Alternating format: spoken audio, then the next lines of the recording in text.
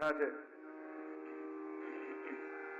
રોજ સદ્દુ પાંડેની ગાય ગિરિરાજજીની ઉપર જાય છે.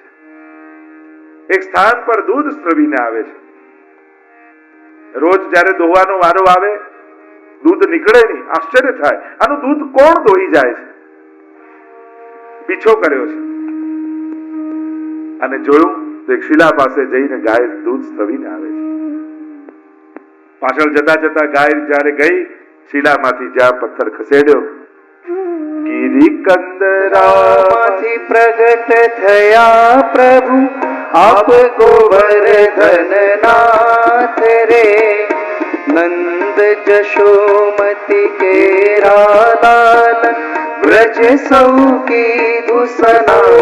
ગોવર્ધન રસિયા રે મારે મન બસિયા વ્રજના મધુર વાલો.